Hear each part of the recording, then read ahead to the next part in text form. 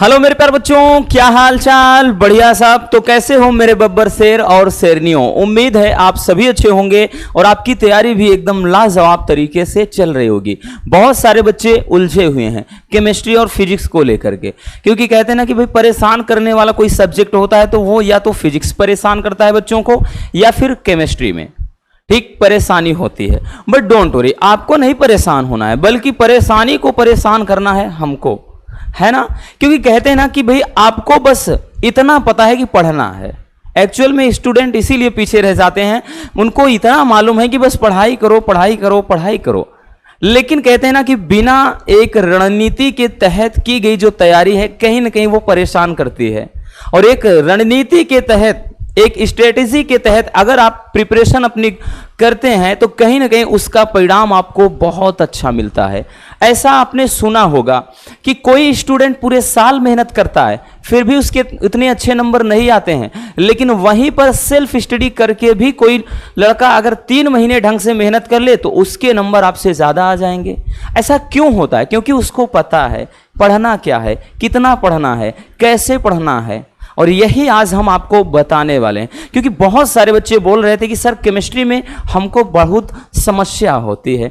तो आपके समस्याओं का समाधान आज हम लेकर के आए हैं और आज ये केमिस्ट्री के लिए एक रामबाण वीडियो है, याद रखना। देखिए बच्चों, केमिस्ट्री में अगर हम बात करें, अगर हम डिवाइड करें, देखिए केमिस्ट्री बोला ना एक ऐसा सब्जेक्ट है कि अगर आप इनको कैटेगरी में डिवाइड करते हो देन आपकी प्रिपरेशन इतनी अच्छी हो जाएगी और आपके माइंड पे बोझ भी नहीं होगा, यानी प्रेशर नाम की चीज ही नहीं होगी। ऐसे में तो इतना है कि पढ़ना क्या है समझ में ही नहीं आ रहा है। ठीक, तो आज हम आपको ये रामबाण तरीका देने वाले हैं जो एक टॉपर अपनाते हैं। देखिए, आज हम आपको केमिस्ट्री के अंदर बताएंगे कि भैया आपको कौन कौन सी ऐसी महत्वपूर्ण परिभाषाएं हैं जो सबसे ज्यादा देखना है, जिस पर सबसे ज्यादा फोकस करना है, और ऐसे प्रमुख कौन कौन से नियम है केमिस्ट्री के अंदर उनको समझना है। साथ ही साथ ऐसे कौन सी परीक्षण है जो केमिस्ट्री में मतलब हर साल पूछे जाते हैं, सब ऐसे टॉपिक की हम बात कर रहे हैं। या फिर कौन कौन सी प्रयोगशाला विधियां हैं जिनको देखना है, या फिर हम कह लें कि ऐसी कौन सी नेमिंग रिएक्शन है, बोले तो नाम वाली अभिक्रिया हैं जो हर साल पूछे जाते हैं। क्योंकि अगर हम बात करें इसमें से भैया, तो प्रयोगशाला विधि तो एक 5 नंबर का 100 में 100% कुंडली मार के बैठा है, आएगा टपकेगा। इसमें मिनिमम 5 नंबर या फिर 10 नंबर का आएगा नेमिंग रिएक्शन हर सेट में, या तो 5 नंबर का या फिर 10 नंबर का फिक्स है। 100 में 100% लिख कर रख लीजिए भैया, जो आज हम बताने वाले हैं। ठीक है, अब उसके बाद बाकी परीक्षण में ये सब ज्यादातर भैया ये आपके या तो 3 नंबर वाले रहेंगे, इनमें भी 3 नंबर वाले इन्वॉल्व होते हैं। प्रमुख नियम जो हैं वो नियम सबसे ज्यादा 3 नंबर में ही आते हैं, और परीक्षण में आपका ये आ जाता है भैया 2 नंबर वाला। ठीक, चलिए देख लेते हैं कौन कौन से टॉपिक हमको अच्छे से देखना है। क्योंकि भाई जो सिलेबस है, चैप्टर है, वो तो चल ही रहा है भैया, लेकिन साथ ही साथ बच्चों ये भी हमें देखते चलना है कि कौन कौन से टॉपिक हैं जिन पे ज़्यादा फोकस करना है। ठीक, ऑलरेडी इसके पहले हमने बताया भी है, केमिस्ट्री के अंदर 75 आपके इंपॉर्टेंट क्वेश्चन भी बताया है। बट यहाँ पर जो क्वेश्चन हम देने वाले हैं वो आपके लिए कैटेगरी में हमने डिवाइड किया, और इसके लिए बहुत ज़्यादा मेहनत करनी पड़ी है हमको। जैसे अगर हम परिभाषाओं में बात करें बच्चों, तो मोलरता, ठीक, बहुत ज़्यादा पूछा जाता है। भले एकदम सिंपल सा है, 1-2 लाइन की परिभाषा है, लेकिन पूछा जाता है तो ये मोस्ट इंपॉर्टेंट है, याद रखना। मोललता मतलब मोलरता। दूसरी है भैया मोलरता, तो ये भी मोस्ट इंपॉर्टेंट है परिभाषा में। तीसरा है मोल प्रभाज, तो ये भी इससे भी ज्यादा है इंपॉर्टेंट, तो वेरी वेरी हम इंपॉर्टेंट लिख दे रहे हैं। फिर नेक्स्ट है क्वथनांक में उन्नयन, तो इतना ज्यादा नहीं है, लेकिन हाँ परिभाषा देखना पड़ेगा आपको। ठीक है, कि क्वथनांक में उन्नयन, तो ये हो जाता है। तो साथ में स्क्रीनशॉट करते चलिएगा बच्चों। ठीक है, चलिए भैया आगे चलते हैं। तो जो 5वां क्वेश्चन है तो ये है हिमांक में अवनमन, क्योंकि क्वथनांक में उन्नयन हो गया, इसी तरह हिमांक में अवनमन। नेक्स्ट है कि प्रतिपरासरण या फिर परासरण, ये भी मोस्ट इंपॉर्टेंट है बच्चों। परासरण पूछता है या फिर प्रतिपरासरण, परासरण का उल्टा प्रतिपरासरण, परिभाषा बताए भी हैं। नेक्स्ट है कि मानक इलेक्ट्रोड विभव क्या होता है, ठीक, या फिर कह देगा कि इलेक्ट्रोड विभव या मानक इलेक्ट्रोड विभव दोनों पूछता है, नहीं तो इलेक्ट्रोड विभव तथा मानक इलेक्ट्रोड विभव में संबंध पूछ लेता है। ठीक, नेक्स्ट है कि वैद्युत रासायनिक सेल क्या है, इसे जैसे इसमें सेल वगैरह दिए गए हैं, अब की बार जुड़ा है नया। आगे है कि वैद्युत रासायनिक श्रेणी क्या है, ये भी इंपॉर्टेंट है। और नेक्स्ट है 10वां टॉपिक, ईंधन सेल किसे कहते हैं, ये भी मोस्ट इंपॉर्टेंट है। ये सबके सब बच्चों नए जुड़े हैं तो आएंगे भैया। अगला है संक्षारण, तो ये भी इंपॉर्टेंट है, संक्षारण। ये सबके सब नए जुड़े हैं, मैंने ईंधन सेल हो गया, ये आपका जैसे है ना कि सीसा संचयक सेल हो गया, यानी वैद्युत रासायनिक सेल के अंतर्गत, और संक्षारण, तो ये सब नए वाले टॉपिक हैं। ठीक, अगला है कि अभिक्रिया की दर या वेग, ये तो भैया वेरी वेरी इंपॉर्टेंट बोलेंगे बच्चों इसको हम बहुत ही ज्यादा इंपॉर्टेंट क्वेश्चन की श्रेणी में रखना चाहेंगे कि अभिक्रिया की दर क्या है, इसका मात्रक लिखिए, या फिर अभिक्रिया का वेग क्या है, इसका मात्रक लिखिए। तो स्क्रीनशॉट करते चलिएगा, ठीक, जल्दी जल्दी स्क्रीनशॉट करते चलिए। और इसको आपके पास बोला ना चाहे क्वेश्चन बैंक हो भैया, या फिर अपने से आपने जो नोट्स बनाया है टिक जरूर कर लीजिएगा। अभी हम परिभाषा देख रहे हैं, है ना। अगला है जो क्वेश्चन नंबर जो 13 है, अभिक्रिया की कोटि क्या है, अभिक्रिया की कोटि क्या है। और नेक्स्ट है अभिक्रिया की आणविकता क्या है। तो कोटि से कहीं मतलब आणविकता से कहीं ज्यादा अभिक्रिया की कोटि पूछा जाता है। नेक्स्ट है सक्रियण ऊर्जा, मोस्ट इंपॉर्टेंट है भैया, सक्रियण ऊर्जा से आप क्या समझते हैं। अगला है संक्रमण तत्व तथा इसकी विशेषताएं, तो वेरी वेरी इंपॉर्टेंट में हम रखेंगे। कोई ऐसा साल नहीं जाएगा जब ये टॉपिक ना पूछा जाए कि संक्रमण तत्व, या फिर कह लेगा इसको डी ब्लॉक के तत्व, क्या बोलेगा भैया, तो इसको संक्रमण तत्व कह सकता है, या फिर कह देगा कि डी ब्लॉक एलिमेंट्स, याद रखना डी ब्लॉक के तत्व। तो डी ब्लॉक के तत्व कह दे या संक्रमण तत्व कह दे, दोनों सेम ही है, तो बहुत ज्यादा पूछा जाता है। अगला है बच्चों कि आंतरिक संक्रमण तत्व, इनर ट्रांजिशन मेटल, ये भी मोस्ट इंपॉर्टेंट है और इसकी विशेषताएं भी पूछेगा। या फिर इसको हम ऐसे लिख सकते हैं भैया F block elements, F block elements. तो भैया चाहे एफ ब्लॉक के तत्व पूछ ले, या फिर आंतरिक संक्रमण तत्व, या फिर अंतः संक्रमण तत्व पूछे, एक ही चीज है। क्लियर। नेक्स्ट है भैया कि लैंथेनाइड संकुचन या फिर लैंथेनाइड आकुंचन बहुत ज्यादा पूछा जाता है, तो ये भी इंपॉर्टेंट है। लैंथेनाइड संकुचन या लैंथेनाइड आकुंचन किसे कहा जाता है, आई बात समझ में। नेक्स्ट है 19 number ligand, this is the most important topic, बहुत ही ज्यादा पूछा जाने वाला टॉपिक है भैया लिगेंड। यूं समझिए कि 100% आपको अपने माइंड में छाप कर रखना है। अब इससे संबंधित लिगेंड वाले में परिभाषा में हम बात करें, जो थ्योरी बेस्ड क्वेश्चन, इसमें और भी कुछ क्वेश्चन आते हैं। हमने जैसे बताया था VBT valency bond theorem, CFT जो क्रिस्टल फील्ड थ्योरम होता है, ठीक है ना, तो याद रखना भैया ये, ठीक, संयोजकता आबंध सिद्धांत, उसके बाद क्रिस्टलन क्षेत्र सिद्धांत, ये बहुत ज्यादा पूछा जाता इसके अंतर्गत। तो ये तो 3 नंबर वाला है, हमने बताया भी है इस चैप्टर में, उपसा संयोजन यौगिक वाले चैप्टर में। ठीक, नहीं देखा आपने जाके देख लेना। इसके अलावा एक और चीज इसमें बताया था वर्नर सिद्धांत, तो वर्नर सिद्धांत भी बहुत ज्यादा पूछता है, और ये सबके सब बच्चों 4 नंबर वाले टॉपिक हैं। ठीक, तो इसको भी समझना होगा आपको, तो इसी में इन्वॉल्व है, हमने लिख दिया है। अगला है उपसा संयोजन संख्या, हालांकि 2 नंबर में पूछता है कि उपसा संयोजन संख्या को उदाहरण सहित समझाइए, बट इंपॉर्टेंट बहुत ज्यादा है, ठीक है ना। तो चलिए इसको स्क्रीनशॉट कर लीजिए इतना।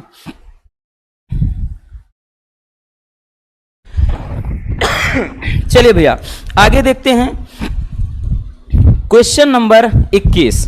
क्वेश्चन नंबर 21 है कि हैलो एल्केन तथा इसका वर्गीकरण क्या है, यानी कह देगा कि हैलो एल्केन क्या है।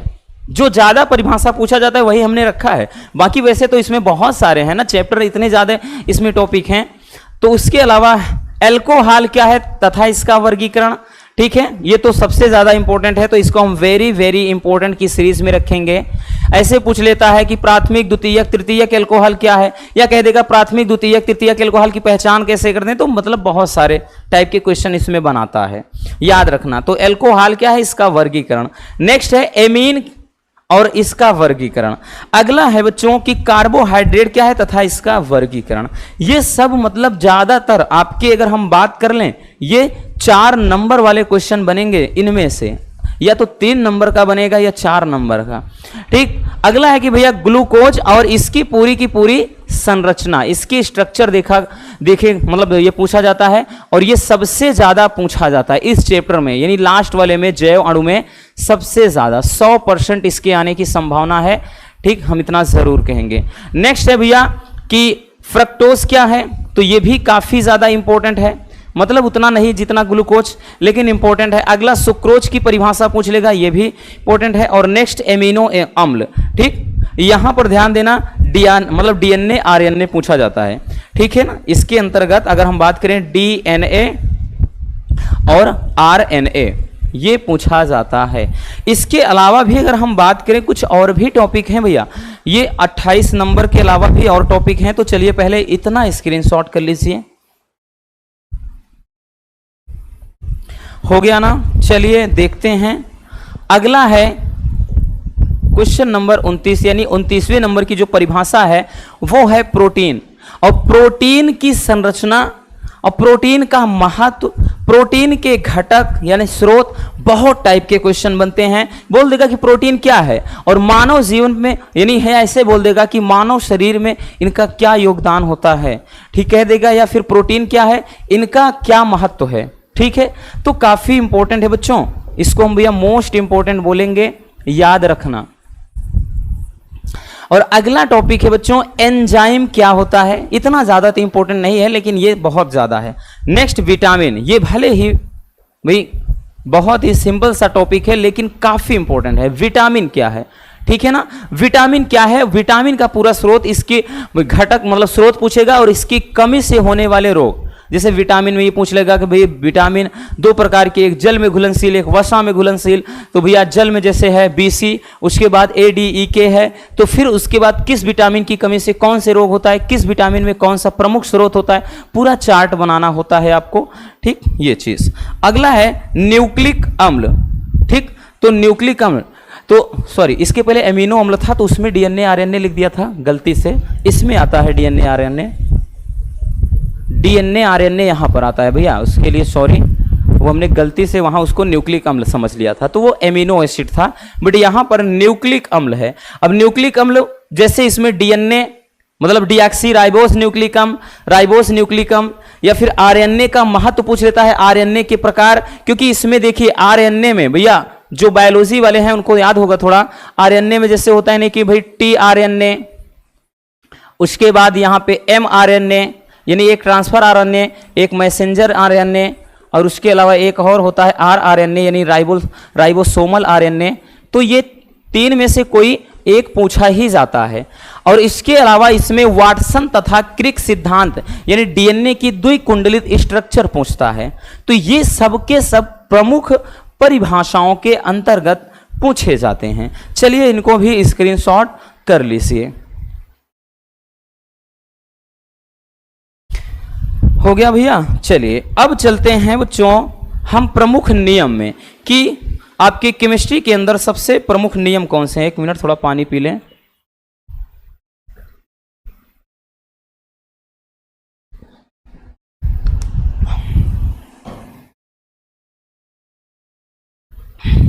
अब देखिएगा भैया, नियम में बात करें एकदम बढ़िया से दिमाग खुला रखना।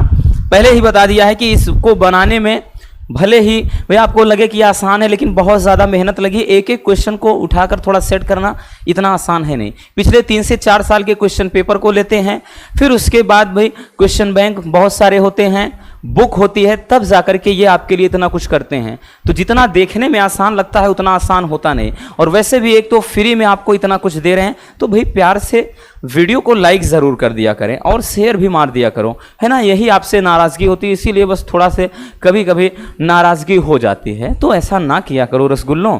भाई फ्री में इतना कुछ दे रहे हैं, आप एक लाइक नहीं कर सकते वीडियो को, भाई इस पर कमेंट नहीं कर सकते, शेयर नहीं कर सकते, सब्सक्राइब नहीं कर सकते, तो क्या मतलब है। हाँ, पैसा थोड़ी ना जाता है। देखिए नियम में बच्चों हेनरी का नियम, ठीक है, और नियम वाले जितना बताया याद रखना, नियम वाले 3 नंबर में पूछे जाते हैं। 3 नंबर वाले क्वेश्चन भी काफी होते हैं, तो 3 नंबर में ज्यादातर नियम वाले क्वेश्चन पूछते हैं। तो हेनरी का नियम, ठीक। दूसरा है राउल्ट का नियम। तो भैया इसको तो हम वेरी वेरी इंपॉर्टेंट की श्रेणी में रखेंगे, क्योंकि बच्चों कोई ऐसा साल नहीं जब ये ना पूछा जाए, और ये 100 में 100% पूछा जाने वाला टॉपिक है। और ये अक्सर या तो 4 नंबर में पूछता है, कभी कभार 5 में दे देता है। 2024 में ही एक सेट में तो 4 में आया था, लेकिन एक सेट में 5 नंबर में आ गया था, तो याद रखना। अगला है कि वांट हाफ गुणांक, ये भी हम मोस्ट इंपोर्टेंट कहेंगे, क्योंकि बच्चों ये पहले टॉपिक हट गया था लेकिन फिर से जुड़ गया है, जब नया पूरा पैटर्न लागू हुआ तो फिर से इसको रख दिया है। अगला है कि कोलराउस का नियम, ये भी वेरी वेरी इंपॉर्टेंट है, मोस्ट इंपॉर्टेंट नहीं, उससे भी ज़्यादा इंपॉर्टेंट इसको हम कहेंगे, क्योंकि ये भी 100 में 100% पूछा जाने वाला टॉपिक होता है भैया, कि कोलराउस का नियम। तो ऐसे में आसान अब हो जाएगा आपके लिए कि नियम वाले जो हैं उनको अलग रख देंगे, और ऐसा कोई टॉपिक नहीं जिसको हमने ना बताया हो। आप चाहे हेनरी का नियम मोनूसर डालिए, राउल्ट का नियम एम.के. सर या मोनूसर, वांट हाफ गुणांक मोनूसर, कोलराउस का नियम मोनूसर, कोई भी टॉपिक डालिए बच्चों मिल ही जाएगा रसगुल्लों, याद रखना। तो इसीलिए भाई बोल रहे हैं टेंशन लेने की जरूरत है नहीं, है ना। चलिए सेकंड केमिस्ट्री वैसे भी लेकर चल रहे हैं, बाकी तो भैया बताया ना कि निपटारा होगा जल्द ही उसका भी, तो स्क्रीनशॉट कर लीजिए। हो गया वो। चलिए अगला देखते हैं। तो कुछ और भी नियम है आपके, जैसे 5वां है आर्हेनियस का समीकरण, मोस्ट इंपॉर्टेंट। भले ये नियम नहीं, लेकिन आर्हेनियस का समीकरण क्या हो, कि आर्हेनियस ने क्या दिया था, इसका पूरा बोलेगा कि वक्र बनाइए, ठीक है, यानी ज्यामिति संरचना सब कुछ है, इसका लवगणकीय रूप लिखिए, तो एक नियम वाले में ही आ जाता है। अगला है कि फैराडे का वैद्युत अपघटन संबंधी नियम, ये भी मोस्ट इंपॉर्टेंट है, फैराडे का वैद्युत अपघटन संबंधी नियम है, ठीक। अगला है कि नेर्नस्ट समीकरण, तो भैया ये तो अपने आप में वेरी वेरी इंपॉर्टेंट टॉपिक होता है बच्चों, ठीक, ये तो बहुत ही ज्यादा, क्योंकि 100 में 100% वाला हम इसको बोलेंगे, या इसकी रेटिंग 100 में 100 है, 10 आउट ऑफ 10 है, याद रखना। बड़ा ही प्यारा सा टॉपिक है कि नेर्नस्ट समीकरण क्या होता है, ठीक है। चलिए तो इसको भी स्क्रीनशॉट कर लीजिए। चलिए अगला देखते हैं, ये तो नियम हो गया। अब प्रमुख परीक्षण देख लेते हैं बबुआ। अब परीक्षण वाले टॉपिक भी भैया 3 नंबर में अक्सर आते हैं। कभी कभार ऐसा हो जाए कि 2 नंबर में आ जाए, नहीं तो अक्सर ये 3 नंबर वाले ही टॉपिक हैं, और बड़े ही प्यारे से टॉपिक हैं। तो परीक्षण में कौन कौन सा परीक्षण आपको देखना है, चलिए समझते हैं। तो पहला हो जाएगा बच्चों ल्यूकास परीक्षण, ठीक, ये भी बड़ा ही प्यारा सा है। तो भैया इसमें परीक्षण में सब इंपॉर्टेंट है, हम किसी को ये नहीं कह सकते कि ये इंपॉर्टेंट नहीं है। ल्यूकास परीक्षण आपका पहला हो जाएगा। दूसरा है कि फेहलिंग विलयन, ये भी मोस्ट इंपॉर्टेंट है, फेहलिंग विलयन। अगला है भैया टालन अभिकर्मक, ये भी मोस्ट इंपॉर्टेंट है। और ये ऐसे टॉपिक हैं, ये आपके मतलब देखिएगा उसमें भी चलता है भैया, एल्कोहल फिनॉल ईथर वाले में भी, यानी एल्डिहाइड कीटोन कार्बोक्सिलिक एसिड वाले में भी, मतलब कुछ हैं आपके, ठीक, एल्डिहाइड वाले में। और इसके अलावा लास्ट में जैव अणु, जैसे पूछ लेगा फेहलिंग विलेन क्या है और इसकी ग्लूकोज के साथ क्रिया कराने पर क्या होता है, या पूछ लेगा कि भैया टालेन अभिकर्मक क्या है और इसकी ग्लूकोज के साथ अभिक्रिया का समीकरण लिखिए। तो कई तरीके से पूछता है, हम हैं टेंशन का है, नहीं लेना है, ठीक है ना। चलिए अगला है भैया कि मॉलिस परीक्षण क्या है, तो ये भी मोस्ट इंपॉर्टेंट है। तो ये सबके सब बड़े ही लाजवाब वाले टॉपिक हो जाते हैं, ठीक है। एक ल्यूकास परीक्षण, फेहलिंग विलयन, टालेन अभिकर्मक और मॉलिस परीक्षण, तो ये सबके सब परीक्षण में होते हैं। तो एक बार स्क्रीनशॉट कर लीजिए। हो गया बबुआ। चलिए अब हम देखते हैं भैया आगे।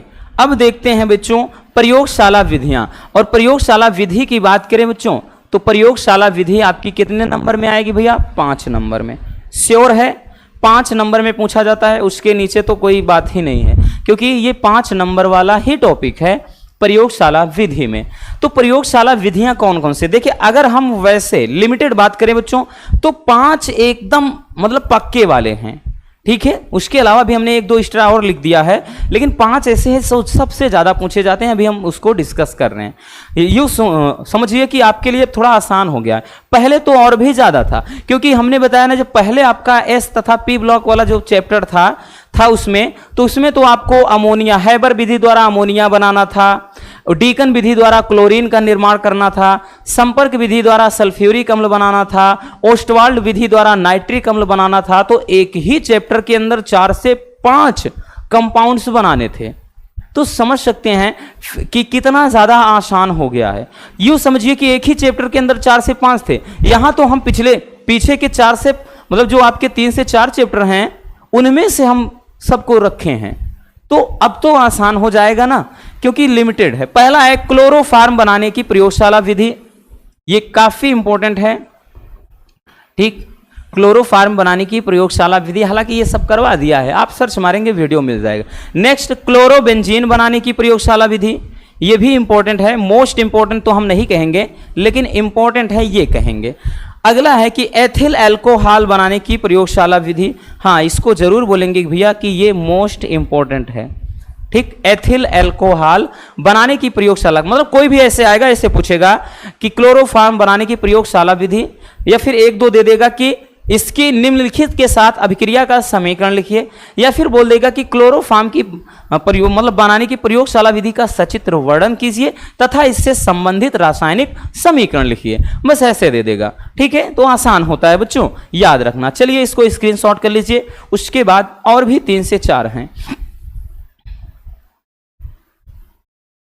हो गया भैया, चलिए देखते हैं।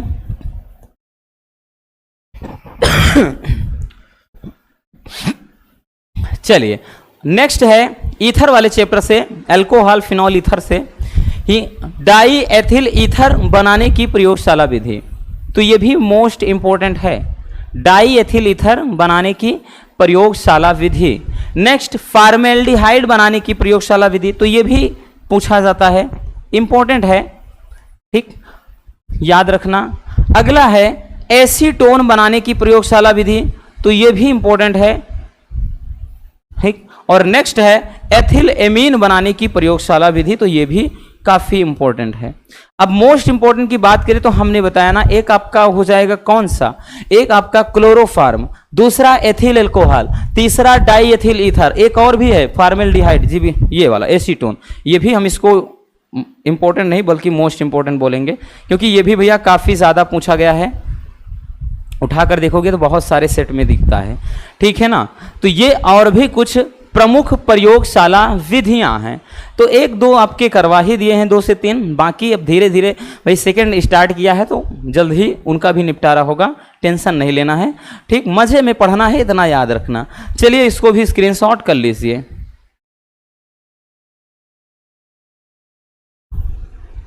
चलिए बच्चों, अब हम देखते हैं जो आपके नेमिंग रिएक्शन हैं, नाम वाली अभिक्रियाएं। नेमिंग रिएक्शन जो नाम वाली अभिक्रिया होती है, जैसे आएगा एल्डोल्ड संघनन, फ्रीडल क्राफ्ट अभिक्रिया, ठीक है ना, या ऐसे मतलब करके आएगा, मतलब बहुत सारी अभिक्रियाएं, टार्ड अभिक्रिया, उड्स अभिक्रिया, फिटिंग अभिक्रिया, ठीक, केनिसारो अभिक्रिया, ऐसे बहुत सारे। ठीक है ना, याद रखना। चलिए पहला क्या है, इसमें हम इंपॉर्टेंट मोस्ट इंपॉर्टेंट नहीं बताएंगे क्योंकि सबके सब ही इंपॉर्टेंट है, तो भैया हम किसको बताएं। ठीक, आपके गिने चुने हैं 5 से मतलब 10 से 12 हैं, तो सबको तैयार करना होगा क्योंकि 5 तो आने ही हैं। किसी में 5 दे देगा 5 नंबर का, किसी में 2 ही दे के 2.5 नंबर का करके 5 नंबर कर देता, तो किसी में 3 करके 5 नंबर में बनाएगा। ठीक है, तो किसी में 10 नंबर का ये पूछ लेता है, 2 बार पूछ लेता है अथवा में करके। तो देखिए पहला है ऊर्ज अपक्रिया, जो सबसे ज्यादा इंपॉर्टेंट है आपके हेलोल्केन और हेलोएरिन चैप्टर से। दूसरा है ऊर्ज फिटिंग अपक्रिया। नेक्स्ट है हुंसडीकर अभिक्रिया। अगर हम ये बात करें तो इन दोनों के, तो भैया ये दोनों काफी इंपॉर्टेंट है, लिख दे रहे हैं। ये दोनों तो हर हाल में आपको तैयार करने ही करने हैं, कुछ भी हो जाए इनको नहीं छोड़ना है। ऊर्ज अपक्रिया और ऊर्ज फिटिंग अपक्रिया हो गया बबुआ। चलिए स्क्रीनशॉट हो गया भैया, तो चलिए आगे चलते हैं हम। अगला देखते हैं हेलोफार्म अभिक्रिया, उसी चैप्टर से है, तो ये भी इंपॉर्टेंट है। और नेक्स्ट अभिक्रिया की बात करें रीमर टीमन या राइमर टीमन, ये भी मोस्ट इंपॉर्टेंट है। ठीक, राइमर टीमन अभिक्रिया। अगला है कोल्बे स्मिट अभिक्रिया, तो ये भी मोस्ट इंपॉर्टेंट है, कोल्बे स्मिट अभिक्रिया। और नेक्स्ट अभिक्रिया की बात करें विलियमसन संश्लेषण, तो हम इस इंपॉर्टेंट की बजाय वेरी वेरी इंपॉर्टेंट बोलना चाहेंगे भैया, क्योंकि ये काफी ज्यादा पूछा जाता है। कोल्बे स्मिट अभिक्रिया एक और दूसरा विलियमसन संश्लेषण। चलिए इसको भी स्क्रीनशॉट कर लीजिए। हो गया ना, चलिए चलते हैं आगे।